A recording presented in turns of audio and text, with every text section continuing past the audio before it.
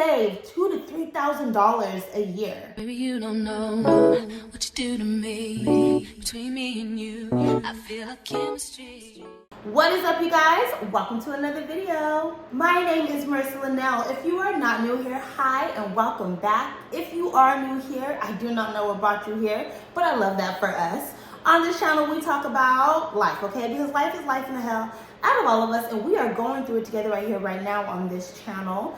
But mainly we talk about personal development and femininity. So if that is anything that is of interest to you, please be sure to hit the subscribe button. Please, thank you, and you are welcome. So many of us are focusing more and more on maintaining life as life gets expensive and household bills are skyrocketing. We have to cut costs somewhere. And honestly, a lot of beauty products and maintenance just in general are things that a lot of us cannot afford.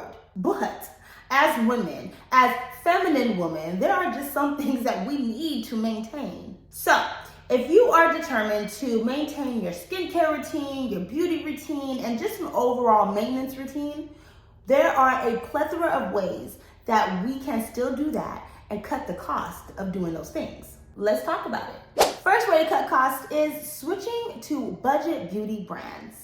Okay, I know it's extremely hard for us not to spend all of our money in stores like Sephora versus stores like CVS, okay? Sephora is a vibe, okay? It's just aesthetically pleasing. The products there, the packaging, they're also aesthetically pleasing. They're also very vibey.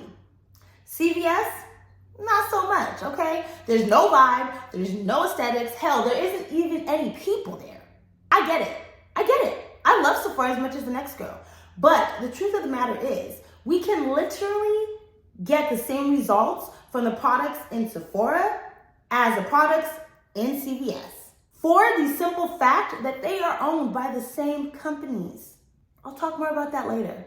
But if you are so inclined to purchase these higher end products, do yourself a favor and shop at off-price stores first. Stores like Ross, TJ Maxx, Marshalls. Obviously, the downside of that, of course, is going to be that the product will not always be there because their selection is constantly changing. So if you happen to be in those stores and you see some of your favorite products, go ahead and stock up on them. But be mindful of your budget and do not blow it on impulse, like I often do.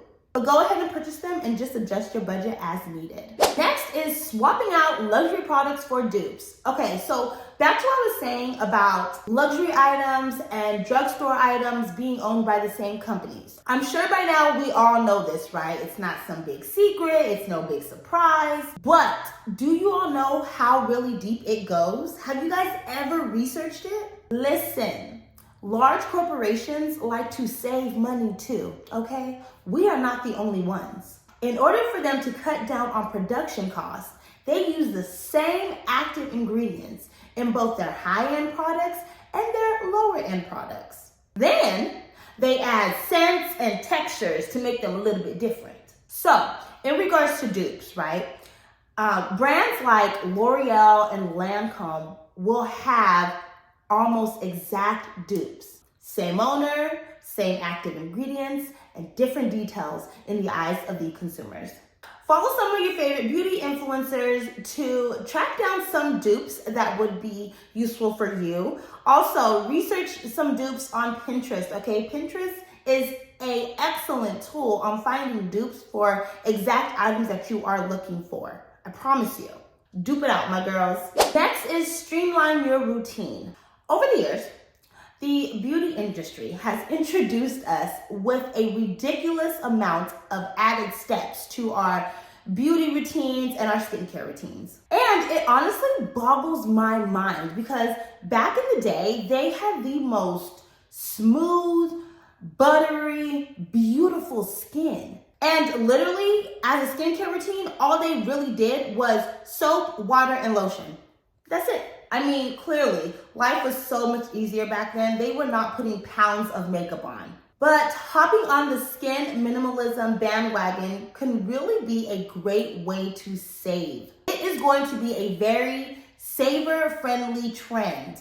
It's all about adopting a minimal approach to makeup and skincare. So if you hop on this trend and just cut down the number of products that you use in your skincare routine and your makeup routines and just really go back to the basics, you will be surprised at how much money you really do save. Next is multitask your products. Use your products for more than one purpose, okay? So for example, your moisturizer, make sure you are getting a moisturizer that has a great deal of SPF in it. For your foundation, make sure you are using a foundation that also has some sunscreen in it, like a tinted moisturizer or a BB cream, right? Of course, in the summer, you may have to add additional sunscreen, just depending on your sun exposure, right?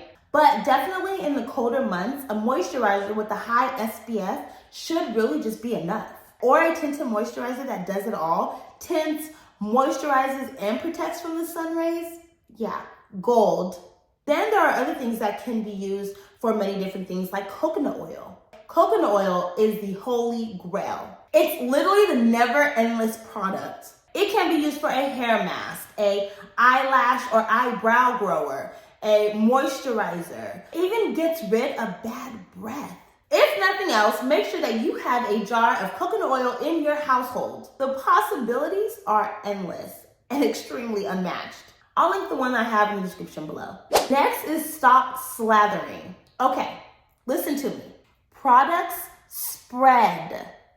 Okay, yeah. All your products can spread. Lotion, moisturizer, serums, oils, shampoo, conditioner, perfume, they all spread. There is no need for you to drown or glaze yourself in these products. If you stop slathering yourself in all these things, you can literally spread out the lifetime of these products. Next is DIY and make your own products. Now, I do not do this, okay? But I have used many DIY products and I actually love them. My sister is amazing for this. She DIYs the hell out of her life, okay? Her hair, flawless, skin, glowing. So I highly support making your own stuff at home. A lot of these DIY products are made from your everyday at home or in the kitchen products anyway. Like a hair mask can literally be made with avocado, egg, and olive oil. A body scrub can literally be made with coconut oil, honey, and sugar. Research use some DIY products. Becoming a DIY girly can save you a lot of money. Next is use what you already have. I am guilty of owning a plethora of items, okay? I have a lot of crap. And I used to be a part of the online sample beauty box Ipsy, right?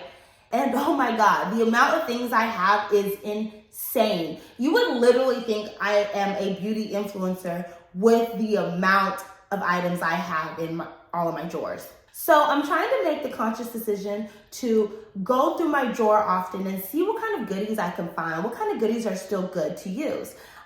Recently I found like eyeshadows, lip liners, lipstick, the list goes on. Go through the things that you already have. And if you have ever been a part of those beauty box clubs, I'm sure you have a plethora of things. And if you have things that you will never use but are in good shape still, I read online that you can host a beauty swapping party. And I was like, oh my God, that is so cute. So call up the girls, tell them to go through their drawers, everybody meet at somebody's house, have some wine, play some music, and just get to swapping. Make a whole night out of it. And then come back and tell me how that went and all the goodies that you swapped up for. Next is sample and travel sizes. Okay, so a lot of beauty brands actually give out samples, okay? I have gotten so many samples from stores like Nordstrom's and Sephora, okay? Nordstrom's in particularly is notorious for giving out samples. And a lot of people really think samples only come from perfumes, right? And that is not the case, okay? They give out samples for a lot of different things. I'm talking about moisturizers, mascara, lip tints, lip balms, just all types of things. All you have to do is ask. Also, investing in travel sizes is not a bad idea. I talked earlier about you do not have to glaze and drown yourself in these products. Especially in higher end products, a little will go a long way. Purchasing travel sizes are a great way to either test an item or even own an item for a fraction of the cost. Next is no more paying full price. In 2024, we are waiting for a sale. Listen, all of your favorite stores are going to have sales and or coupons, okay? I'm talking about Ulta, Sephora, Macy's, Nordstrom's, all of them. They will have their semi-annual sales, their biannual sales, their annual sales, their friends and family sales, whatever it is that they want to call them, they're going to have them. And a lot of times during these sales, you'll be able to save 15 to 30% on your favorite items. So, if you absolutely must buy your higher end luxury items, prioritize buying them during this time. And when that time comes, make sure you are stocking up. A lot of these sales are going to only happen once a year, right? So make sure that you stock up on your favorite items enough for at least a year. Online, you can literally find and research when your favorite stores are going to have their big sales. For me personally, perfume, right? I do not and will not pay full price for perfume anymore. If a perfume comes in a set, that's what I want. Because 9 out of 10 times, I am obsessed with the travel size of that perfume because I want to keep it in my purse. So if a perfume comes in a set, I am going to wait for Macy's to have their friends and family sale so I can buy it at Macy's. If that perfume does not come in a set, then I will wait for Sephora to have their fragrance sale, okay? So I only really buy perfumes 2 to 3 times a year because I'm only buying them when they are on sale. I'm not paying full price for a bottle of perfume ever again. No more paying full price for your favorite items, ladies. We are stretching our coins. You research those sales, you wait for the sales, you stock up at the sales, and or research the coupons. Whatever it is, get it on a discounted price. We are not paying full price for our items anymore. Next is less visits to the beauty shop. Okay, in 2024, we need to learn how to do our hair. Or at least find styles that will last us for a good while. Going to the beauty shop and spending $100 to $150 on a ponytail or a top knot is ridiculous. You're lucky if that hairstyle lasts you 3 days. I was going to the shop every 2 weeks, okay, just to get my hair washed and pressed. Each visit, I'm spending roughly about $120 to $150, just depending on the services added and things like that, right? So $120 to $150 each visit. So if I'm going every 2 weeks, that's literally $240 to $300 a month. So at $300 a month, I was spending $3,600 a year just to get my hair washed and straightened. Now I roughly go about every 6 to 8 weeks, okay? And that's just made to get my hair washed, pressed, and trimmed, right? Because I do not trust myself to trim my own hair. So let's say at $150 now each visit, and I'm going every 6 to 8 weeks. Let's just do 6 weeks, right? That is every 6 weeks at $150 every time I go. I'm spending about $1,200 a year. From $3,600 to $1,200 a year, I'm already saving $2,400. $2,400 that I can put towards my savings account. $2,400 that I can add to my investment pocket. And that's just on wash and presses. Can you imagine the amount of money I was spending on getting a weave install every year? If I'm spending $3,600 on just a wash and press, that's insane. I'm saving $2,400 just on hair maintenance, you guys. Just on hair maintenance alone. We haven't even talked about the amount of money I save on beauty products, on buying dupes and things like that. $2,400 on hair maintenance alone. Wild. Normalize how to do your own hair and take less trips to the beauty shop. Next is spacing out nail appointments. Okay, find something that lasts long. For me, I am a powder girly, okay? I have been a powder girly for years. Okay, I just love the longevity of it. I love the no chipping of it. I choose neutral colors so that way I can go a little bit longer with my fills. Like, I can tell that they need to be filled, but like, you can't. I hope you can't. I don't know if you can, but Yeah. And if you can, whatever. So for my nails, I go about every 4 weeks or so.